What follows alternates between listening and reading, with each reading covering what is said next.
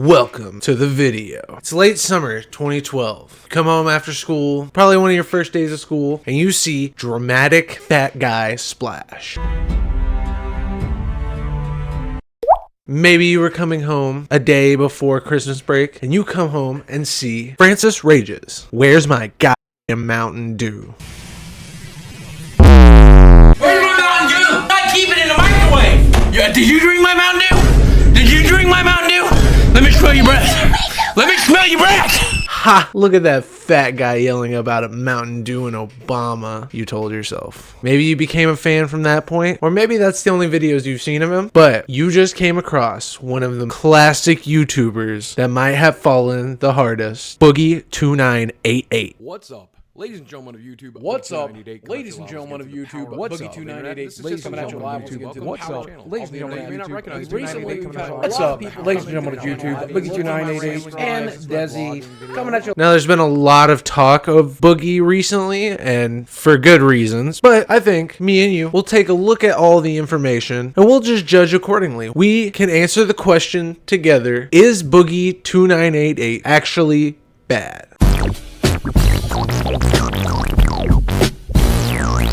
I don't remember what the first thing that made me a fan of Boogie was, but I do remember some of the steps in Boogie's lore that kept me there. As an insecure fat boy on the internet myself, I found myself in the depths of fitness YouTube around junior high, and Boogie was a creator who regularly talked about his weight. So I feel like it's pretty natural for me to stumble upon someone such as Boogie. This led to his gastric bypass journey that I actually began to follow. I remember as a kid, I was even making jokes with my friends. We'd be like, oh, I can't wait till next year when Boogie's a hot, ripped man. Yeah, that didn't age well. I'm not trying to judge. It's really hard to lose weight. I'm sure even after a surgery, I'm sure a lot of mental stuff goes in with that. I also struggle with eating, put pizza in a crack pipe and I'll eat the crack pipe. But yeah, I remember following him through that journey. He also had a little journey of getting new teeth, which I also watched. hopefully this year sometime, I hope to get my teeth fixed. Oh my God. I feel like it was just very nice to see someone at a low state in life try and build themselves up. It was just nice to watch, and it seemed like he was truly trying to fix himself. I was also a huge fan of a series that he had with McJuggernuggets. If you don't know what I'm talking about, it was kind of a vlog-style horror series. With Boogie, it initially started out where he was like a crazed fan of McJuggernuggets and just loved all of his previous work. And then at some point, it turned into him just flipping back and forth between Francis, his alter ego. How the f*** did you get up here? Boogie locked me up here, man. Dude, that motherfucker tried to f***ing rape me. He did what? Boogie, at the end of the day, became a beloved creator to many. Many liked watching him on what seemed like a come-up story almost. And apparently, some people even called him the Mr. Rogers of YouTube. I had honestly not heard that until all of this negative publicity of Boogie had been coming out. But apparently it was said, maybe it was only him. People call me the Mr. Rogers of YouTube every once in a while. I'm literally going to be wearing 5 or 6 sweaters. But would he soon tarnish this title? Yes. But that's why you're here with me, and we're going to take a look at this together. If there's any point in time that marks the beginning of Boogie's downfall, it would have to be his divorce. On December 19th, 2017, he uploaded a video called It's True, the wife and I are getting a divorce. Here's what's next for us. My marriage here on YouTube has been very public. Whenever I travel to meet you guys somewhere at a convention, my wife has always been with me. We shared all of the really good parts of our life. But just like anywhere else or anyone else on social media, I did not show the bad times. Me and my wife had one major issue that was persistent throughout the entire marriage, and that was my clinically diagnosed PTSD. But more importantly, not just the disorder itself, but the stupid things that I would say and the stupid things that I would do when I was in the middle of a fight or flight attack. It was something that was very, very difficult for my wife to handle. It pretty much was this constant wedge just right between us. The relationship I had with my wife was the best relationship of my life. It was some of the best 7 years. Beyond the anxiety disorder, she was still dealing with my morbid obesity. She had a choice, and she made it, and I think she made the right decision. In this video, he gives a little insight about how this divorce came about. He talks about how his relationship was very public, and his wife was a big part of Boogie's videos, even recording most of his famous ones. Imagine being the camera woman to... We're getting ready to go! There's some Faygo in the fridge, man. I don't want any fucking Faygo! You serious Faygo? Yeah. You thirsty? It's delicious! It's Mountain Lightning, Francis. I can't afford Mountain Dew! Obama! The economy's rough right now! Obama! Probably not the worst job in the world. Like, you just get to watch your husband go ballistic on throwing essentially a scripted fit, which, as we learned, there was a lot that probably wasn't scripted. He explains in this video how they had split for some time, and then she wanted a, quote, more permanent change, essentially kicking off the divorce. I will say, the way Boogie talks about it makes me feel really sad for him, but he has a bit of like a getting over it undertone. He claims that a constant wedge between him and his wife during their relationship is his anxiety and his PTSD, and most importantly, the stupid things I would say and the stupid things I would do, quote. He doesn't at all speak negatively of his soon-to-be ex-wife, and it seems as far as the divorce is concerned, they were both going to be civil and it was going to be as smooth as it possibly could. Boogie even explains at the end how they plan to stay friendly. Now, surely, since the divorce, nothing has come out about Boogie potentially being abusive to his ex-wife. I'm probably doing the Zoom right now. I'm going to do it for a second, and then it's going to cut. Me and my wife's relationship perfect? No. Did we argue from time to time? Yes. I think most couples do. Did I ever stand and scream in her face about fucking, you know, tell her I wish she was fucking dead, or, you know, I don't know. Yeah, no. What was he about to say there? If you're telling your wife you wish she was dead, that is verbal abuse. In my book, at least. That's the way I see it. We're trying to see how bad the situation is. I think that's pretty bad. Like, what connotation makes that, like, okay in any way? Like, even if it was a back and forth, that's still just not a great thing to say. And what would make you want to say that to someone you love? I never get to saying some shit like that anytime I'm in an argument with my significant other. But surely, that was a while ago. I believe people can change.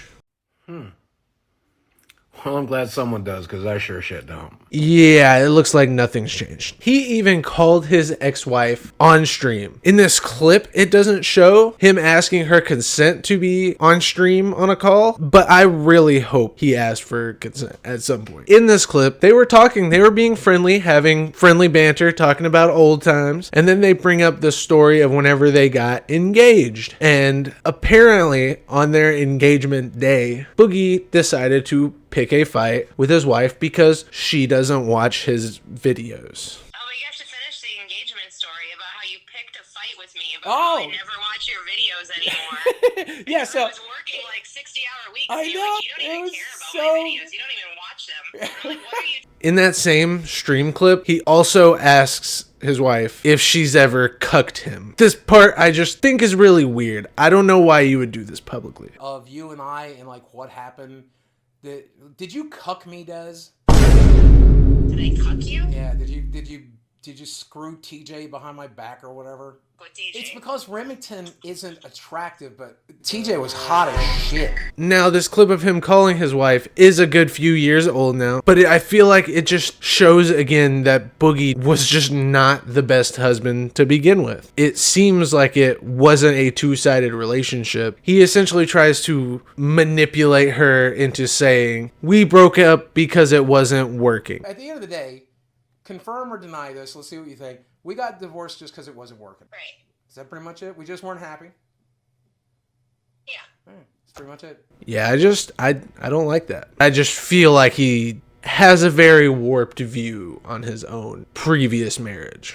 Another piece I want to add to this, I found a video from a fellow small creator. He has a video where he explains 2 different encounters he has personally had with Boogie2988. On one of these encounters, Boogie was upset at his wife for getting him the wrong popsicle. Doesn't that just sound like a Francis thing to do? Obama! I had my first run-in with Boogie all the way back in August of 2015. I remember the date so well because I saw him on the very day he recorded the critically acclaimed video, Dramatic Fat Guy Splash.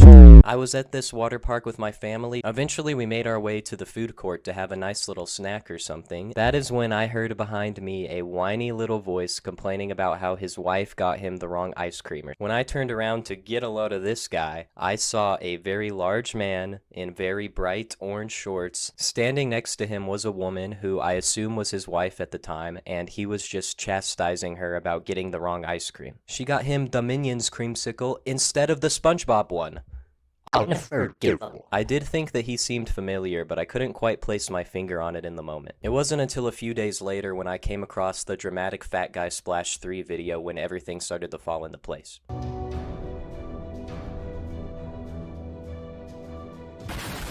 I could just imagine him like angry at his wife in the Francis voice. You didn't give me the right popsicle. The economy's rough right now! Oh! Now, in this video, it's obviously alleged, but I choose to believe it because it fits my narrative. I highly recommend you go check out Quibble's video to figure out what the other encounter was, because I think that one's almost a little bit more funny. But after this video, you better not be clicking the little plus on the Chrome tab, and then you're like opening up that video clip, and then you're about to like click off of mine. Don't you do that. I can see you through the tab. I'm watching you through the tab. But assuming this is true, this is another markdown from Boogie. Partial spousal abuse being a part of this as well. He's just not a good husband. He said that anxiety and PTSD are the things that essentially caused these issues and soured his relationship with his wife. I'm no psychologist, and I will never deny someone having mental health issues, but in this case, I just don't think that fits. Man, you were like 30 something at the very least.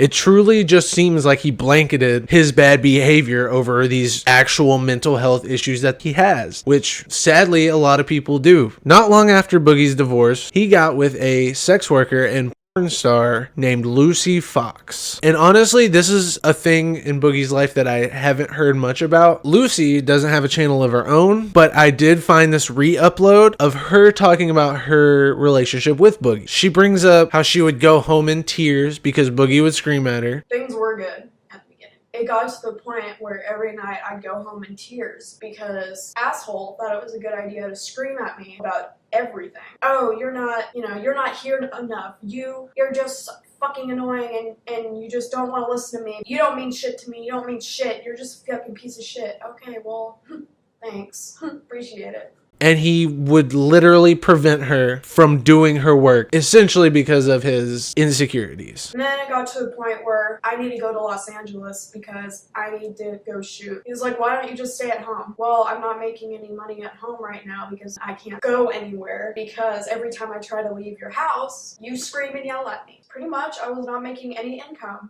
I was scraping to get by, to be honest with you. Like, I'd ask him, hey, can I put some money into my bank account so I wouldn't get an overdraft? Okay, well, here's, $20.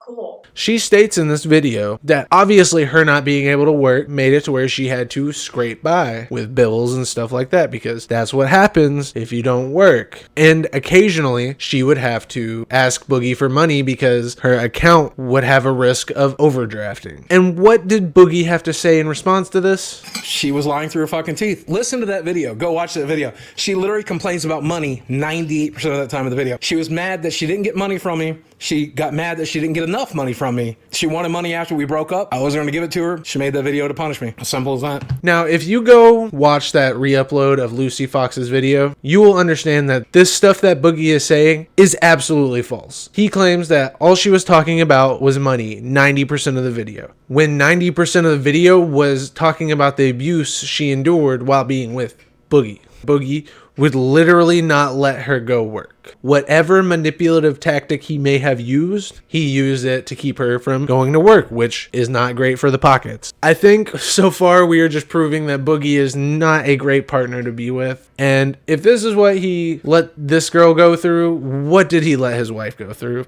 A little while after all of this, Boogie found himself in hot water when he caught a felony aggravated assault charge. Stephen Williams, who goes by Boogie2988's, was booked into the jail this morning.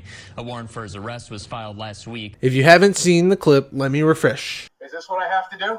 Is this what I have to do? Are you going to shoot me in your doorway? This is my home. You are not welcome here. You have threatened my life. I'm asking you to leave.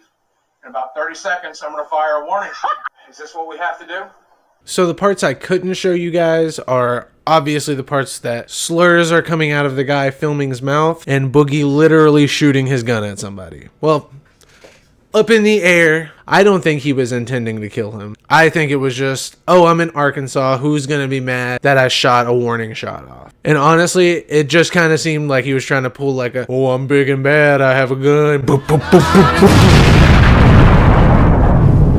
Especially as a big creator, Boogie should know he should not have handled it this way. He should have simply just called the cops and got that guy arrested. But instead, got both of them arrested. I'm sure this is not the first person that has shown up at his house. You have to handle this in specific ways. Now, Boogie definitely wouldn't be a true Twitch streamer if it wasn't for this next thing. Boogie had been experiencing a decline in viewership for a pretty long time, and especially since his divorce. His reputation had been tearing at the seams with clips on clips of Boogie just not being a good guy coming out. And what is the best way to bump that viewership up? Ask your viewers for money. That'll surely do it. The now infamous video of him sitting in his backyard and talking. And he talks about how he is going to go broke if he doesn't go back to making content. And then he tries to butter the whole situation up by saying, if you subscribe, if you already like and share and do all the good things, all the YouTube things, you're great. But if you can do more, do more. I had a nice big nest egg, but I put my money in the crypto market in the wrong section, and I pretty much lost most of everything. If I don't start live streaming and making content and getting ad revenue and stuff again, I'm going to lose everything. Two groups of people here I want to talk to. The first of which is fans who just like the content. If you click on videos you like and you watch them to the end and you drop a like and you leave a comment and you share it with friends and you click the notifications, you do the YouTube stuff, you're doing plenty. There's a second group of people who might find themselves able to do a little more, and if you're one of those people, I'm asking for your help today too. And then he starts plugging his merch and... oh, and then he did it a year later, except way more shamelessly, and nobody watched that video relative to the other one. He even titled it, Rich Guy Needs Your Help. That's such a crazy thing to do. Your supporters are going to support you all they can. Asking is not going to make that become any more significant. And this is also coming from the guy that used to openly advocate for saving your money so you can do this for as long as you can. I would rather do without today when I have money. I'd rather keep using this older PC that I have, or sit on this broken down chair, or keep wearing the shirt that I wore in 150 YouTube videos. I would rather have that money safe and keep me safe and make me know that I'm alive, that I'm secure, that I'm going to be okay forever till I die. His divorce, a felony, declining viewership and support, asking for viewers for money, all culminated in an hour-long documentary, The Dark, Sad Life of Boogie2988 by Mike Klum.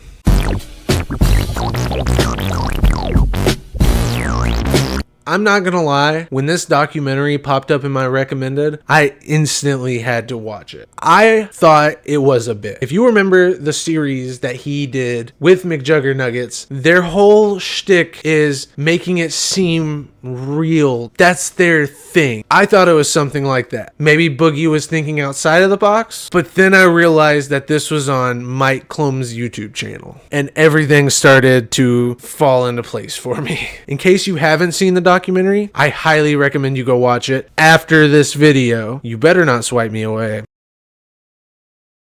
I'm watching you. It is such a fantastic documentary. It's edited so well. It definitely kept my attention for the whole thing. Now, I'm gonna preface going into this documentary with one thing. Keemstar started a podcast with a bunch of lol cows, Boogie being one of them. Crazy he's working with a Keemstar. That's great for your career. My girlfriend is 23 years old, and I still think Boogie's a pedophile.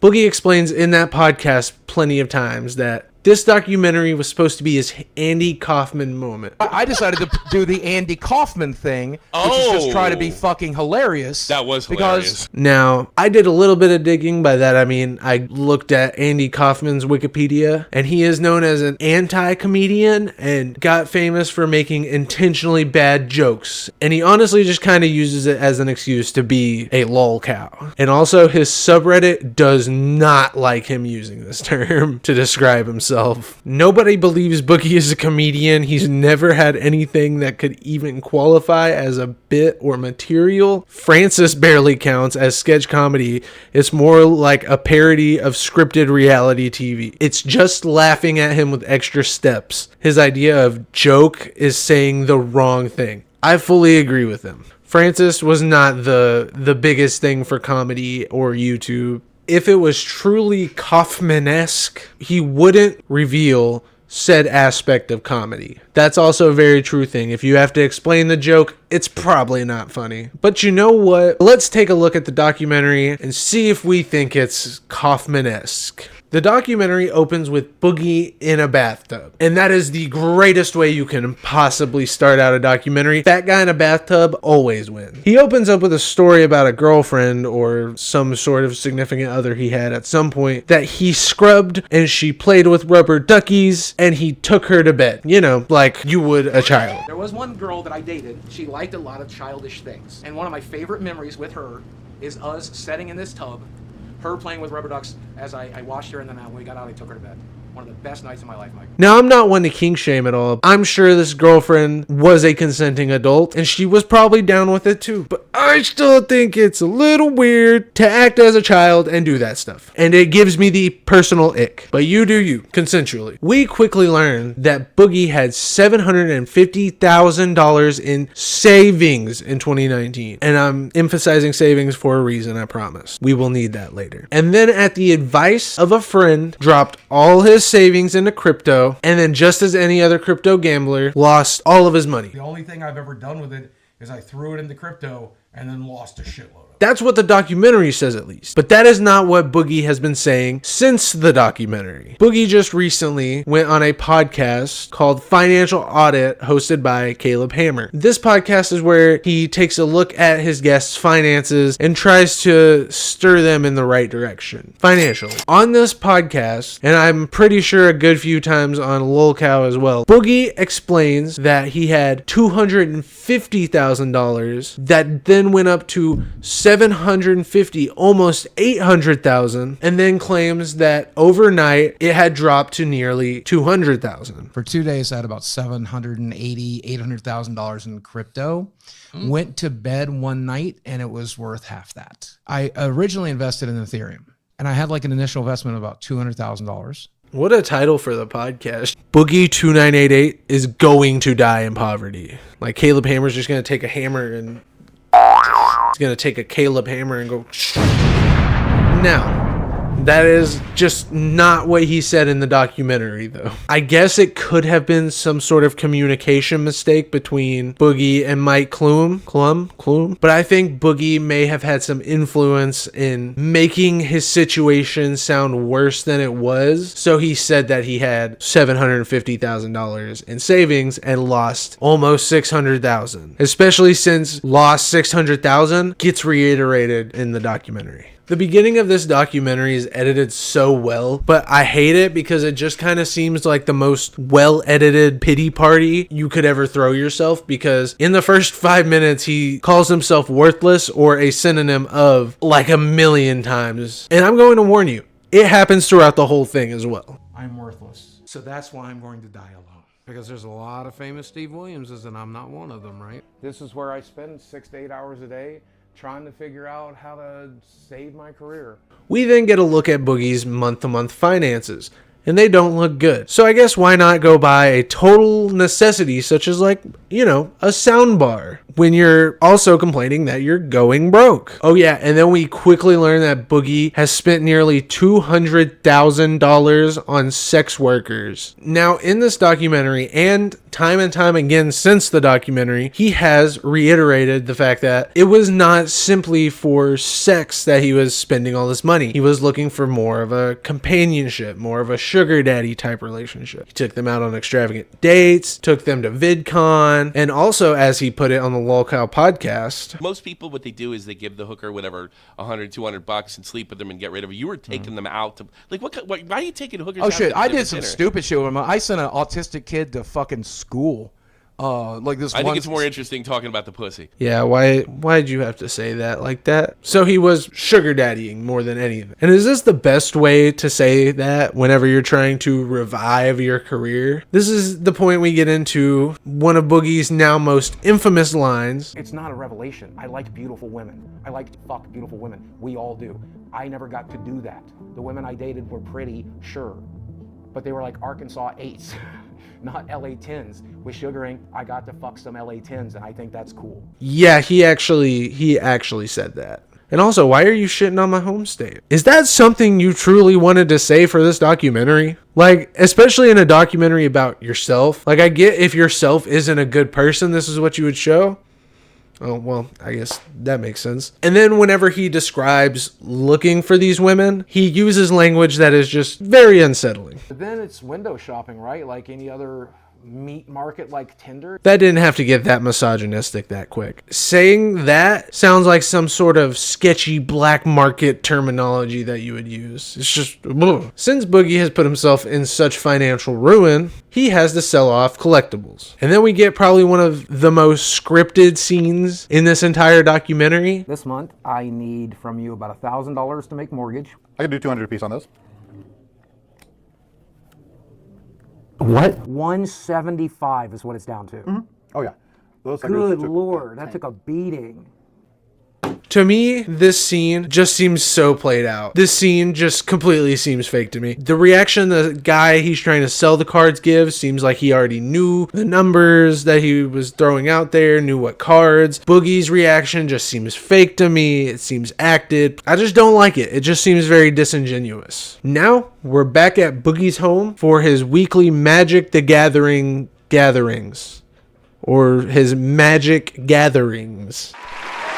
Pretty much this scene just shows us another thing that is biting into Boogie's financial situation. And not only is he making a bad financial decision, it just seems like he's probably not making the best health decision either at this point. After he asks his friends to start chipping in for food weekly, they essentially tell him what we probably could have figured anyway. It's not the biggest necessity of the party. I'm at a point where saving $300 a month would be useful. I mean, we've been telling you for years that we don't care about the food that much. I like having snacks and soda. We've definitely said it throughout the years, like, you don't have to feed us, but... And then he flips to this bad joke, which is what I assume is his attempt at lightening the mood. When are we going to start bringing girlfriends around?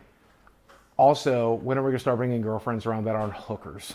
Because that's all I've brought around for 5 years. I personally just think it's another example of showing Boogie's unwillingness to change and would rather dodge the issue than take accountability. Moving a bit further in the documentary, we get a compilation of essentially Boogie's best moments. I actually found what I would call a longer form version of this, sarcastically titled Boogie2988, the Fred Rogers of the internet, which gives us more context on a lot of the things he said. Thanks for 2 months of support, man. That's a lot of money, I guess, for a person of color, or is it not? I don't know. The Holocaust is horrible, absolutely horrible. But some good came out of it. Are you and Robin Williams related? No. Both of you share the last name? No.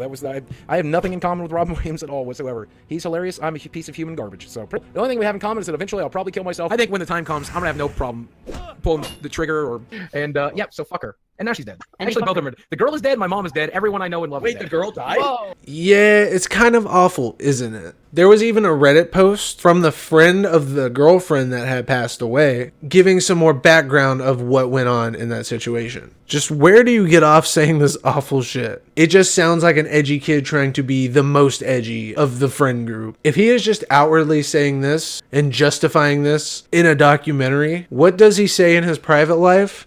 And what are the sad jokes that his wife had to hear? Boogie then justifies eating poorly and essentially justifies making his bad financial decisions by, you gotta enjoy what you got when you got it. It's a waiting game now, and it's just about making the best of it. You just enjoy what you got when you got it. Sometimes that's a chicken quesadilla.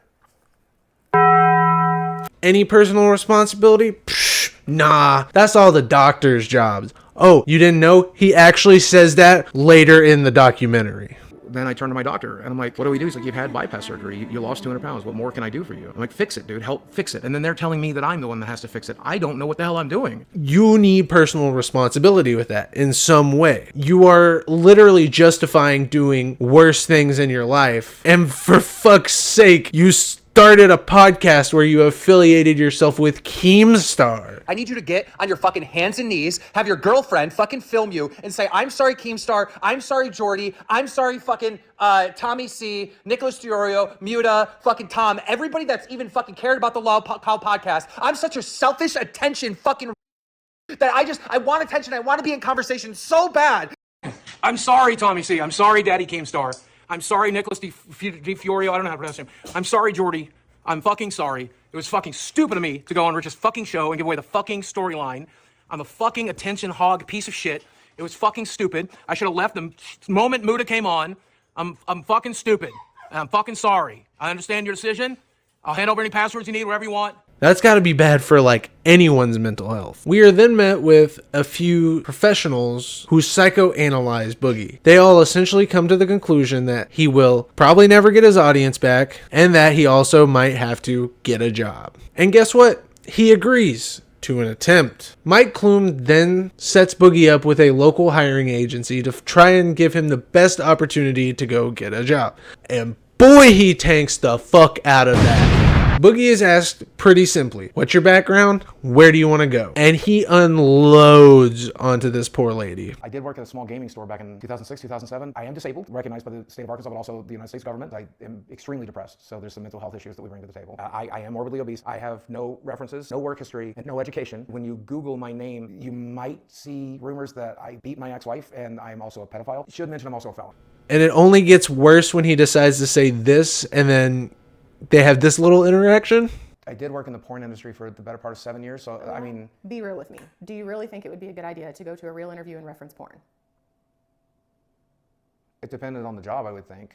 Like, at a strip club, maybe. You can tell he's trolling. This was self-sabotage. And I fully believe that Boogie did this just to spice up the documentary. He wasted both her and Mike Klum's time trying to get him a job. No part of this felt like an actual good faith effort to get a job. Boogie's short job search then ended with him sending Mike Klum a voice message saying, yeah, he's not getting a job and he's going to make YouTube videos, and that's how that's going to happen. Hey, Mike, listen, dude. I know we're making this documentary and everything, and I know you think I need to get a real job, but I just want to let you know I'm not going to. I'm not going to walk into some job when I have 4 million subscribers on YouTube. I'm one of the original YouTubers. What I'm going to do instead is go back to making content, go back to telling stories and entertaining people and making money doing it. This is just another example of Boogie being disingenuous and not truly trying to help himself in any sort of way. Next, we are introduced to Boogie's 20-year-old girlfriend. He's 49, by the way. I think I want to keep this section short and sweet. I do not care about her age or their age gap. From what I understand, she was 19 when they met, and it's totally legal. She's an adult, he's an adult, they're allowed to be together. Do I think it's weird? Yes, of course it is weird. But it's not my relationship, and nothing is going on that could cause any harm. I personally hope she doesn't end up like Boogie's ex-wife, even though she might be Boogie's next ex-wife, because he went to Twitter talking about how he has already gotten her parents' blessing to ask her to get married. And I really hope she just doesn't end up like Lucy Fox. Sometimes you got to learn from your own mistakes, I guess. And that's all I have to say specifically about that. I do not like this scene where Boogie shows her all of his health issues, and she is just absolutely bawling. She seems like she's actually sad, and it just seems like he's trying to, again, beef up this documentary to make it more interesting. But this is my health summary. This is everything that's currently wrong with me. My risk for stroke or heart attack is astronomical. I am essentially a walking time bomb. And I'm so fucking sorry for that. I really, really wish I had taken better care of my body. Yeah, I know. She loves him. I feel like that's fairly evident. I'm not gonna deny anybody's love. Do I think it's an irresponsible relationship? Yes, I do. But that's my own personal take. But it could also be fake, and, you know, she might be a paid actor. Who knows? And I know if that came out, everyone would be like, well, that makes sense. We then get a brief rundown about how Boogie got hit up by Keemstar, probably one of the most vile people on YouTube, and agreed to do a boxing match versus his fellow lolcow, Wings of Redemption. I don't know much about his channel, but he's also a lolcow and is also another fallen streamer slash YouTuber. He pretty much gained $0 for this fight because he was supposed to get paid $10,000 for this fight, and then he spent about $10,000 in preparation for the fight. That's a net zero. Another smart financial move of Boogie. The ending of the documentary is pretty much he does shroom therapy, talks about how he feels like he's in control for the first time in his life, and then the documentary ends with Boogie is still broke. No actual change came out of this documentary. Boogie is in just as much financial hardship as he was then than he is now. He gained a girlfriend and all of that, which I guess is a dub, but he never actually took accountability for any of the stuff he did and never made any actual changes to better himself. What could have been the Boogie2988 come up story that nobody saw happening simply turned into the dark, sad life of Boogie2988. I highly recommend this documentary. Mike Klum did a great job and told a great story. This documentary did not make Boogie look good. The title, anything inside of it, he just never truly bettered himself. Since the documentary, Boogie has essentially moved back to his normal upload schedule with fairly low views, but relatively higher than what was seen before the documentary. He still does his typical rambling series. He still talks about games. Oh, and he also got banned on Twitch for being absolutely naked live. Here we go. Black bar meta. Black bar meta. Peter Griffin. Oh my god, I'm seeing this bullshit illusion channel. This was in response to Twitch changing some of the guidelines, which essentially flooded the art section with hentai and furry. This was also another bad financial decision for Boogie because I'm sure Twitch is a big piece of his income. As I mentioned previously, he was also asked to start a podcast with his fellow lolcows called the Lolcow Live podcast, and I just feel like working with Keemstar is just not the best option to try and revive your career. The podcast is so awful. If you want me to make a video strictly going over the Lolcow Live podcast, hit that like button with your nipple naked just like Boogie was. Overall, it's very sad to see a creator that I was truly a fan of fall this hard. He had such a good reputation that he just quite frankly destroyed on his own. And based on what I see, it just doesn't seem like Boogie is going to take any accountability or do anything to truly change for the better. And this is coming from someone who truly believes that people can change. I just don't think you will. I hope you enjoyed this video. I talked a lot. Subscribe for more videos. Peace out. Right? Like, I deserve that. And I want that. And I've never had it.